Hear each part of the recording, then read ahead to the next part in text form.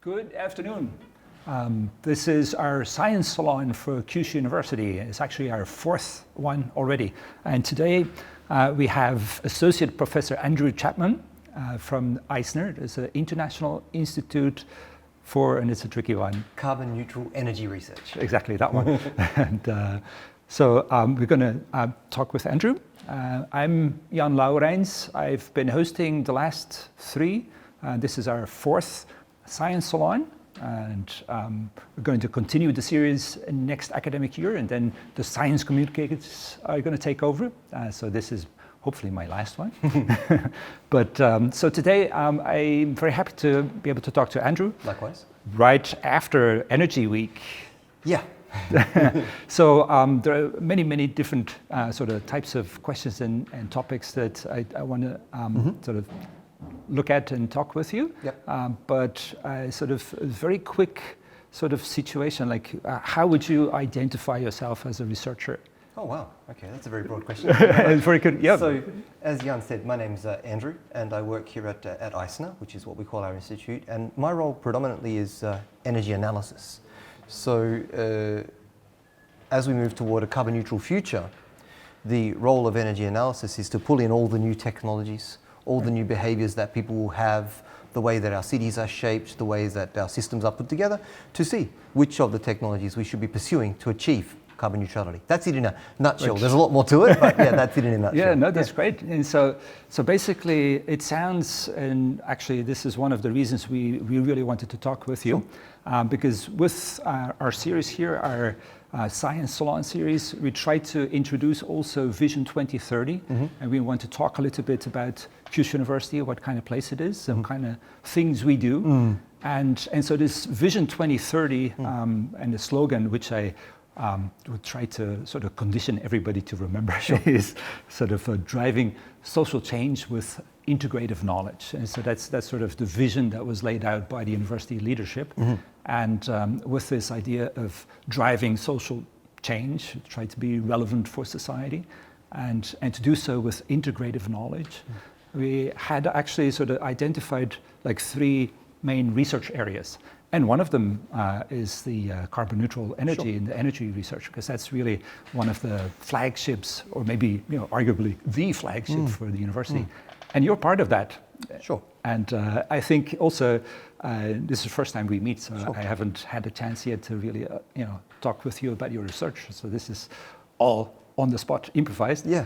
But my understanding from looking at your website, very beautiful website, Thank you. by the way. And so I think you're really doing that integrative knowledge. At least if I would, I don't know how you understand the term, and I'd like to hear your thoughts on that as well.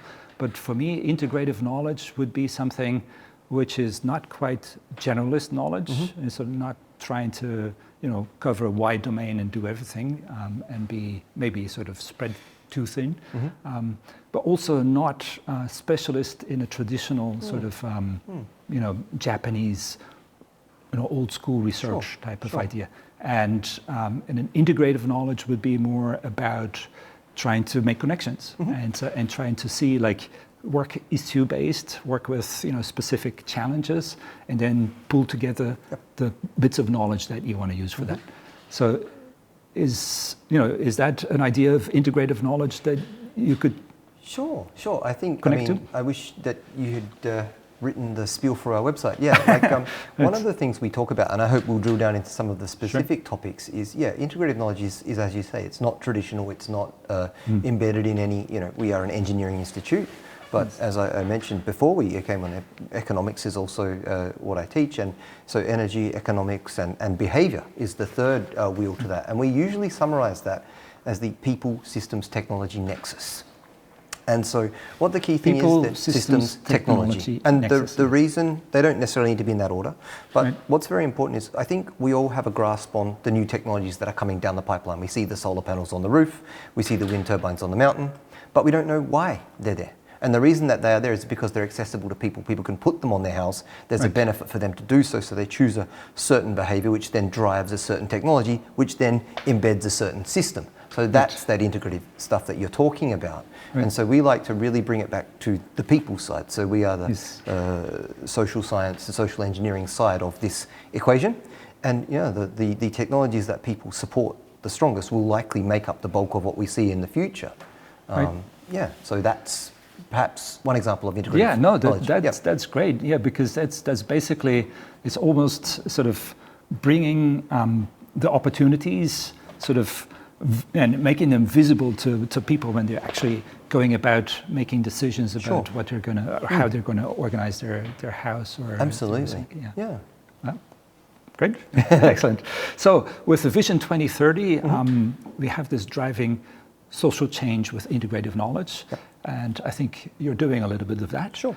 And so maybe to get a bit of a sort of almost like a more concrete idea of the types of research that you do, I was wondering, maybe can you tell us a little bit about the Energy Week and maybe what you presented there, or what people in your lab presented there, or? Absolutely. So this year's Energy Week for ISNA in particular was quite specific. And the topic that we covered, which may not be as easily accessible at a forum like this, was hydrogen embrittlement. Hydrogen embrittlement. And so what that talks about is, a minute ago we talked about integrative knowledge and more from the general to the specific. Japan seems to be on a pathway towards a hydrogen economy. We think that we're seeing that. We see some hydrogen. What's a hydrogen economy? So a hydrogen economy, in very, very simple terms, says that we'll have another source of energy in our energy system in addition to electricity and natural gas, which are the two underpinning sources at the moment, to a third, which is hydrogen as an energy carrier. So think hydrogen vehicles, think hot water boiled from hydrogen, these kind of things. But one of the issues with hydrogen is that it why do you call it a hydrogen economy then, if hydrogen is one of the three? It's because it's a new one that's coming in. So it's just adding that to the economy. The word hydrogen economy have been in the vernacular for a very long time. It's not something that we've brought up. It's just a word that's generally. Some people like hydrogen society. Some people just say hydrogen fuel. There are lots of ways to say it, but that's one of them. But one of the really difficult things about hydrogen is it attacks metals. It makes them crack, it makes them brittle, and then it escapes, and that's not good for anybody. And so hydrogen embrittlement is a big topic in engineering at the moment that says if we're going to build infrastructure to carry hydrogen to our cars and to our houses, the pipes should last for 100 years. And so this is what a lot of our scientists were concerned about and discussing. So you need to work with material scientists. Absolutely. Absolutely. Yes, great. So I'm happy to talk about hydrogen embrittlement if you would like, but I think it might be of better value to the people who are listening to talk about, why would we pursue a hydrogen economy, or what does it mean? No, but maybe we want to talk to that. Absolutely. But I wonder, like, maybe to still think about how you make those connections. So you're not a material scientist. Nope. And you want to do this hydrogen embrittlement, and at some point you need to put together a team or do the research. So how do you go about that? Okay, that's a really great question. In fact, the hydrogen economy or the hydrogen society is one of our topics in our lab. And what we do is we run what we call a global model of the hydrogen around the world, because we know that Japan won't work in isolation. Japan imports fuel, and that will also be the case, at least initially, for hydrogen. So what we look at around the world is how hydrogen is produced, how CO2 is avoided, how the imports work, and what the potential end uses are for this hydrogen. And one of the ways that we avoid issues such as hydrogen embrittlement is we apply some of the findings of our material scientists, is that we can blend other gases with hydrogen in the pipeline to stop the embrittlement. And in this case, simply injecting hydrogen up to a upper level into existing natural gas networks is actually one solution. So our model can accommodate different amounts of hydrogen by volume in the energy system. So we can actually carry it in the liquid in the natural gas pipeline, and we can have a shower or cook our dinner with the gas that's in the pipeline. And so how far do you take this? Like, you do the research, do you go on to like bringing that as a solution to, how to, actually work out the grid? So all of those things. So the first one is, what is the quantum of hydrogen that we might expect in the upper and lower bounds in the future energy system, and what is its contribution to carbon neutrality? They're the first questions. But the second question, coming to your point, is Okay, so then the model says the maximum amount of hydrogen vehicles that we might see is this quantity. Yeah. However, we know that unless people choose hydrogen vehicles over other options, that won't deploy. So then we take that result and the maximum bounds, and we look at fleet simulations, we look at end user preferences for why they choose certain vehicles. We ask people what would influence future vehicle choice, and then we apply that at a nationally representative level and then simulate for what the future fleet might look like. Wow. So a fleet simulation is exactly that. So it's like, how people move. Exactly. How many cars, how many buses, which of them are hydrogen, which of them are electric vehicles, what are the learning curves for the prices of these vehicles, what drives people's preference for these vehicles, what is the efficiency of the vehicles, these So kind of that's things. really sort of always moving between macro, micro economics. And it's very complex, and the model is very complex and constantly growing to incorporate all of these modules. But yeah, with the advent of almost unlimited computing power, we've been able to reduce computational time significantly, and that's been very helpful for us too. That's amazing. So it's interesting. Like, how do you think about consumer preferences then? Do you think of them descriptively, like you say, this is what people want, so that's what we should give? Or do you think a little bit more prescriptively and normatively, is sort of like this, you want people to do this, and how do you nudge them? So, kind of a hybrid of the two. Like the first one, descriptively, yes, in some cases. We usually approach people with different choice experiments. So for your next vehicle, what factors underpin your choice? We don't necessarily tell them that it's a hydrogen vehicle or another. We ask, what do you expect? And of course, people's personal preferences often are outside of the realm of the function of the vehicle. They're more based on the looks of the vehicle or the size of the vehicle. So we use. How do you do a choice? Because now you're getting onto my field. Sure. So how do you do a choice experiment? Yes. Yep. So last year we had a visiting researcher in the lab from Jülich in Germany. And he came over and he looked at a number of factors. So first of all, he looked at where people lived and how their transportation experience was, so how close they were to local public transport routes, these kind of things, whether urban and rural. And then he went through the range of Japanese vehicles that are available in the fleet, and then used those as an analog for potential future electric vehicles, hydrogen vehicles at the different price points along the learning curves, and looked at all of those different things and put together a very complex rotating comparative survey where we had option A versus option B, and then option B versus some variation of A iteratively, and came back with a response that looked at deploying out the fleet into the future.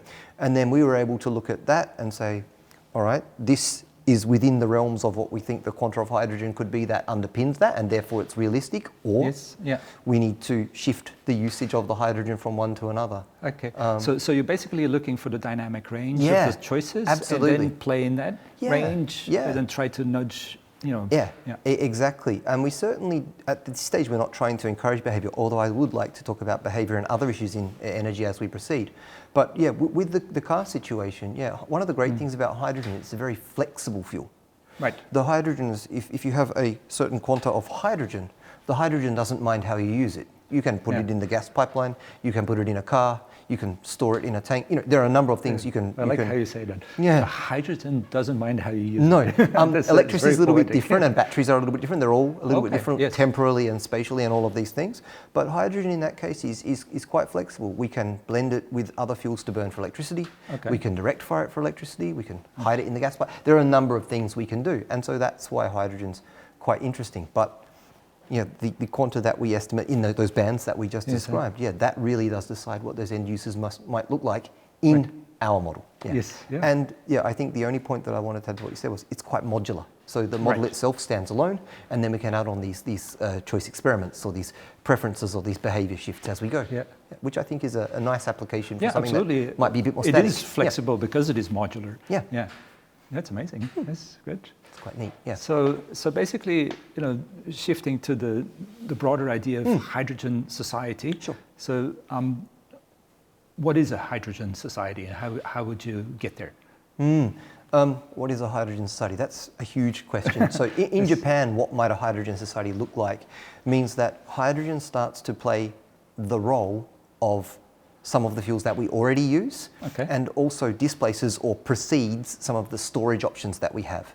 So at the moment, I think you may be familiar with things like the Tesla wall, where you put a battery in your house or something like this, Sure. and then you do it decentralized. And I certainly know that my hometown of Adelaide in South Australia had really bad storms, and wind turbines were broken and all this kind of thing. And their response was to lay down a really huge lithium-ion battery deployment as their storage option. So within 1 second, they can have backup, and then the wind and solar can be managed through this facility. One of the problems with batteries, for example, is that they don't store electricity for a long time well. They discharge over time. Hydrogen gives us seasonal storage. We can put it in a tank when we've got excess over a whole season, for example, summer when the solar is overproducing in a place like Kyushu, and then just use it all in winter. So it's really great. That has that flexibility. It adds a dimension that we didn't have with the batteries, and so that's why people are excited potentially about solar. Particularly about hydrogen. But I want to say we're not advocating for a hydrogen society. It's just an option among the many. So yeah, it's really more about that. So for Japan, seasonal storage, options around using the existing gas pipelines, and obviously transportation. That's a really big one. And so you need to look at that fairly regional. Yes. You'd say Japan is one region, or would you break it up further? We break it up even further than that. So our global model has 82 nodes. Japan is 2 nodes, so we have the north and the south. Osaka and Tokyo are the names of the nodes, but they don't mean that. They mean the consumption for the northern and southern parts of Japan. And the reason for that too is there are actually 2 networks in Japan. A lot of people don't know that. It sounds like you do the 50 hertz and the 60 hertz. And so that's why we break that into 2. But a region like the US, for example, has 4 nodes. A region like China has 7 nodes. There are different numbers for different reasons based on spatial distributions of people, energy networks, those kind of things. Yeah, amazing.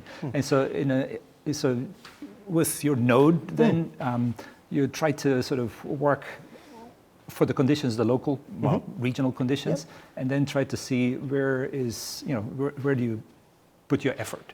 Exactly that. So how much solar and wind can each of these regions hold? How much hydro can they hold? All of those things. What is the weather variability in these regions? All of those things. The population, the shift in population, the initial density of CO2 emissions, and then the future reduction based on those. Can you give an example of like a difference between the Osaka node and the Tokyo node in terms of approach? Yeah, sure. In terms of approach, not really, because the model optimizes based on economic and CO2 conditions, but the initial conditions of those nodes is different, specifically that the northern regions of Japan are colder.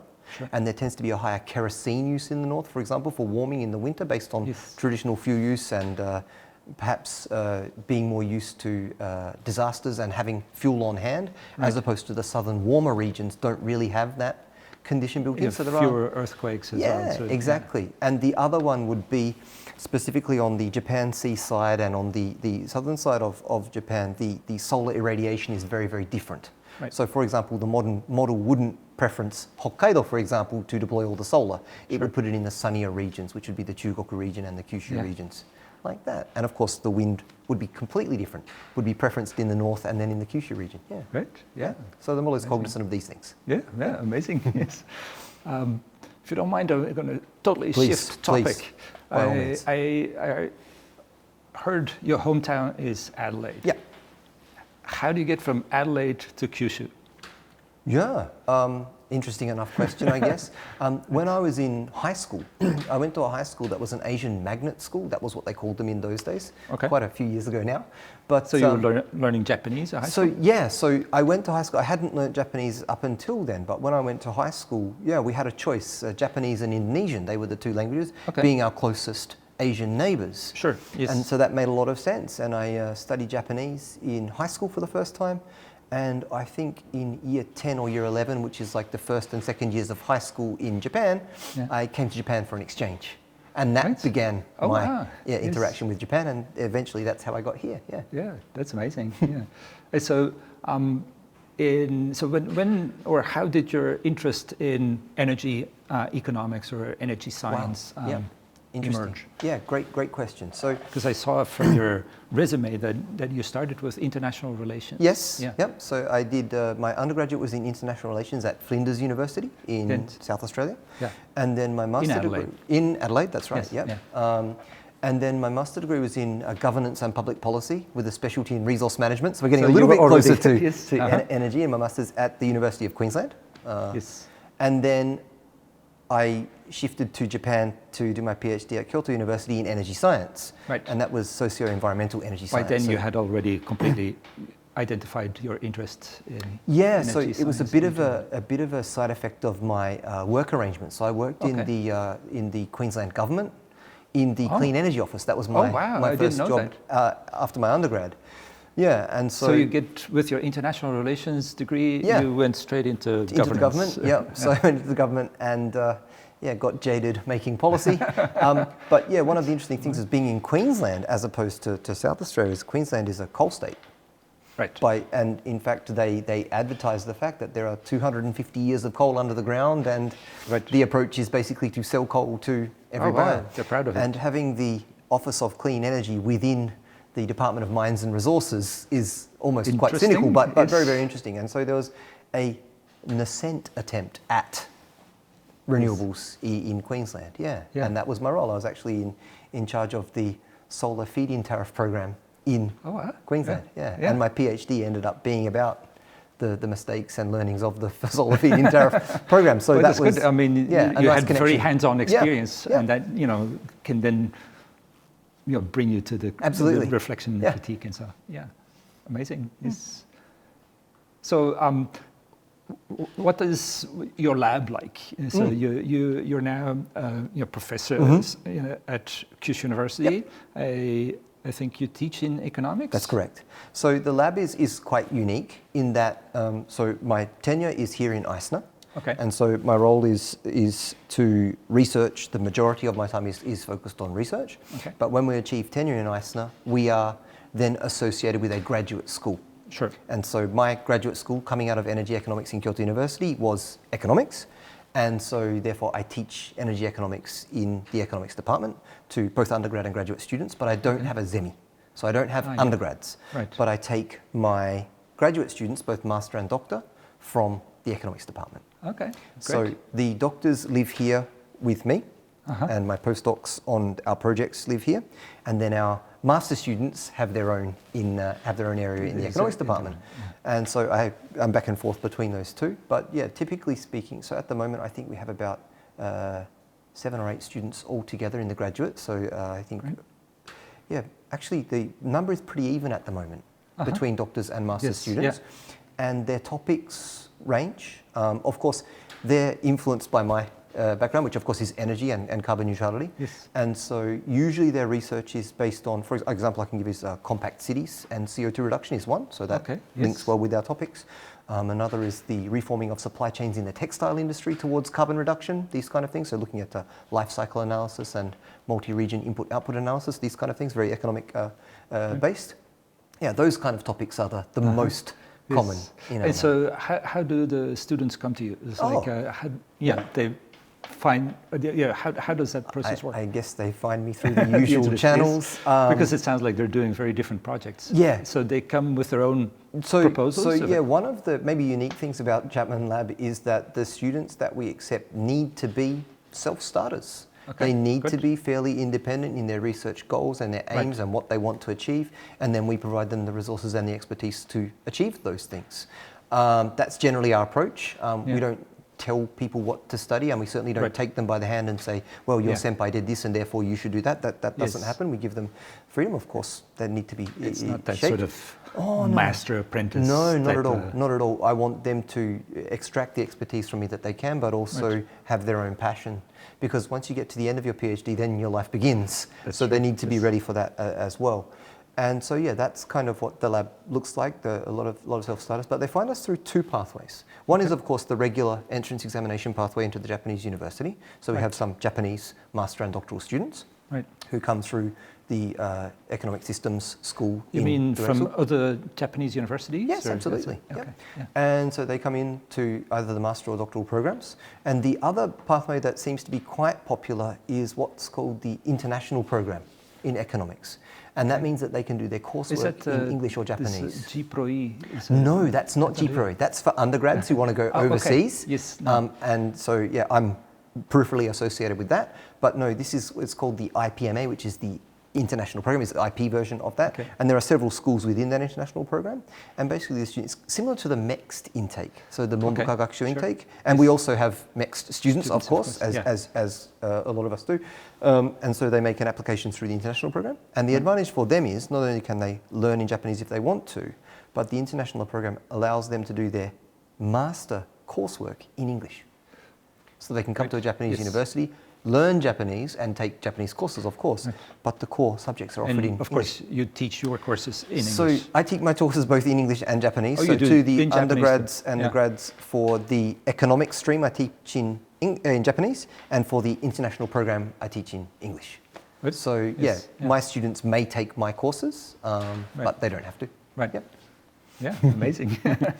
That's good. So what, you mentioned one of the students was working on Compact City, and can you tell us a little bit more about that research project? Absolutely. So compact cities is a phenomenon that you may be familiar with, especially in a place like Japan where we have this aging, shrinking population. Yes. And so basically as people get older, or not even when they're older, we don't want to be have urban sprawl. Right. We don't want people to have to travel long distances just to see the doctor, long distances to go to school. We want people to live in a compressed area closer to the city centre such that they can access services using just public transport or by walking or this kind of thing. So think maybe not like Itoshima around us, which is walking, riding a bicycle, and certainly owning a car is part of the lifestyle. Think more Tokyo, Osaka. These cities are trying to build smart hubs around maybe a central train station or a central area. And then we encourage people to live in this way and avoid urban sprawl. And what the overall goal of this specific research is to find out what are the levers to reducing CO2, carbon dioxide, in that scenario. And of course that would be not owning a vehicle. It would be having people living in more dense residential, so they're not travelling so far, and having services available proximate to those areas. So it's about designing cities or retrofitting cities such that they do that. And the example in Japan at the moment is Toyama. It's a really interesting approach. I think people don't really think about that. So it's a very sort of macro economic, urban development, urban engineering kind of approach to SDGs. It really is. And the link is direct, because it's not all good news. There are also some bad things, right? So if all the people live together, maybe we need to have more CO2 to bring them all the things that they need, or there are trade-offs, obviously. But the key of the research, as any practical research, is to identify the levers. What are the levers that drive reducing or increasing carbon dioxide and improving lifestyles? That's great. And so how far do you go from research to policy making or making proposals, or where do you situate yourself in that arc?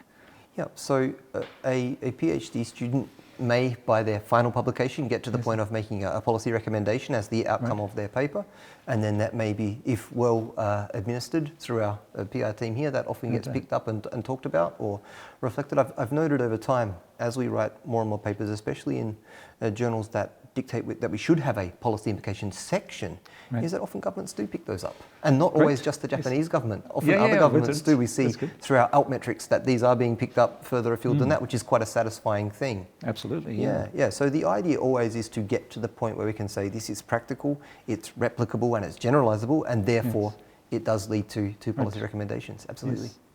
So do you think, does it at all go to the point of industry collaborations or like entrepreneurship ventures and things? So typically speaking, the field that we're in, the energy economics field, that's not so common. It's usually research that we hope to generalize and then get towards government and community as our key stakeholders. But our lab has several industry collaborations. Separate to that as a result of being in Eisner. So the students not so much, but we have a couple of postdocs at the moment. They're working on specific both social and engineering issues that will be... Can you give an example? Absolutely I can. So the Eisner itself has a research centre called the Mitsui Chemicals Carbon Neutral Research Centre, and they have several themes throughout Eisner and abroad. Green hydrogen, carbon reduction, and also ours, which is what they call advanced analysis, because we're energy analysis. And we have two postdocs from Mitsui in our team. The first is looking at the social equity implications of product development and CO2 reduction and these other things. And the other is specifically looking at roadmaps to carbon neutrality in the chemical industry, but also more broadly. Yes. This word social equity, I was kind of comes up quite often, right? Yeah. Can you say a little bit more about that? Yes, absolutely. So my PhD was about social equity, the social equity implications of deploying renewables. And if we deploy different renewables in different ways, does that change people's lifestyles? Right. And social equity is very, in very few words, is how can we shrink the gap between rich and poor by doing something exogenous? And in this case, that might mean deploying renewables. It might mean, encouraging people to act in certain ways in line with their beliefs or their preferences. And so social equity is really about taking people's lifestyles from a certain level and improving those lifestyles while not stealing from someone else. So the idea is that everyone can be lifted up differently, but the gap between them is not increased, it is shrunk. Yeah, that's a really important point to make, in a sense, a stable or a healthy society. It's ultimately, is about creating an environment that is conducive to, Absolutely. So we're very, that's obviously my key research theme, my personal research theme. We've put a lot of effort into broadening that to beyond just energy and other things, but also looking at behaviors and these kind of things as well. Yeah. And so can you give an example of behavior that you would say that connects to your sort of social equity research? Absolutely. So one of the most exciting research topics that we're looking at the moment is how can we more accurately predict how people might act under certain conditions. And often, I want to bring you back to, I think I mentioned before, we take surveys and we do choice experiments and these kind of things. And often the questions we might ask someone is, how important is the environment to you? Are you concerned about climate change? These kind of general questions, and people will give us a response on a scale of 1 to something. And that's really great, but what we really want to know is what makes people think like that. And in the traditional statistical analysis, which we do a lot of, we look at things like people's income, their education, where they live, whether they're renting or owning their house. How old are they? Are they a man or a woman? These are often really influential in the way people value the environment. So one of the things that we're trying to do, one, to reduce the amount of questions that we have to ask people in surveys because it's quite onerous, it's quite expensive, and personal information is not something that people want to really give out voluntarily. And so what we're trying to do is use some machine learning approaches where we take common everyday behaviors and everyday preferences and try and link those with how people value the environment or how people want to respond to climate change or whether they're concerned about social equity or these kind of things, and look at how we can link those preferences without asking the deep questions. And some of the behaviors that we look at are things like, do people proactively use eco bags? Do people eat out a lot? Do they like to be in nature? These kind of what you might consider very general questions. They ask people, and we're actually finding that not only because we begin with statistical analysis to have a contrast or a baseline, we find that there really are some opportunities for machine learning that we can say, okay, if we know just a few things about you, how old you are, perhaps your sex is also quite important. There's a difference between how men and women value different things. And some of your behaviors, maybe just 3 or 4 questions. We can predict with a fairly good level of certainty how you might value the environment compared to your peers. And that's really quite a neat thing that we've been working on quite a lot this last couple of years. Yeah, that's amazing. And so, to talk back about the sort of the bands that you talked about dynamic range. So I imagine that based on such predictions, you could try to see like, okay, what is changeable? Where is the space to work?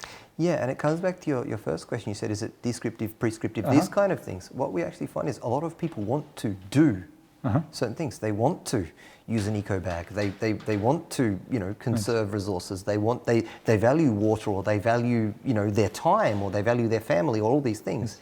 They're actually linked very strongly to other activities, and we can identify and encourage those just through reinforcing behaviour, or what some people call nudges, where we can say perhaps you should think about this, or have you considered that? Or even just showing people what their behaviours mean in terms of aligning with their values. Yes, And I go, yeah, exactly. I can see that. That makes a lot of sense. Maybe this product is better for me, or maybe this activity is better for me, aligning with their own values. So we're not saying you should do this because it will reduce CO2. We say, actually, you're already interested in all of these things. Yes. This might fit.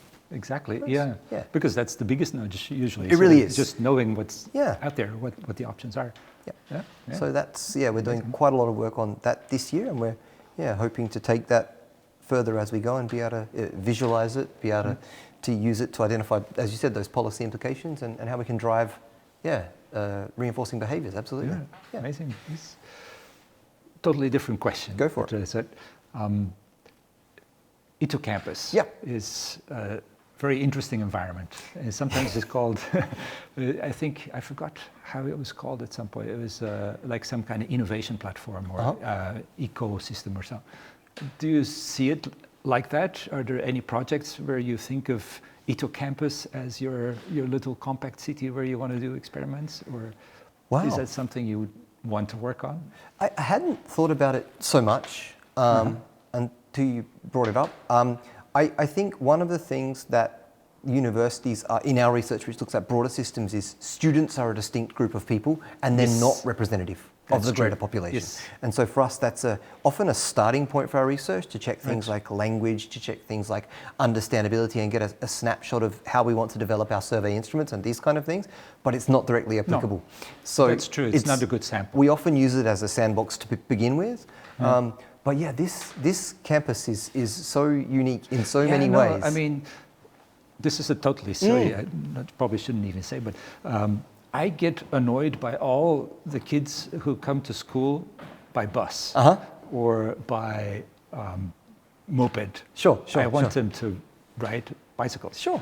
And so how can we get these 20,000 people who come to Ito campus, how can we get them to not just talk lip service about SDGs, but actually do that in their mobility? It's a neat question. I'm not so annoyed by the kids who come by bus, because I think a bus is a good option compared to private transport. But this bus company is like the Yakuza, right? Yeah, I don't know that they're monopolizing. They're increasing the prices seem to go up quite a lot.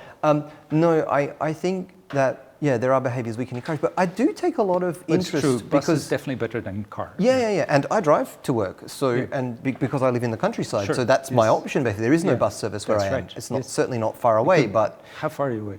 I'm about 10 minutes by car, but I'm in the wrong direction.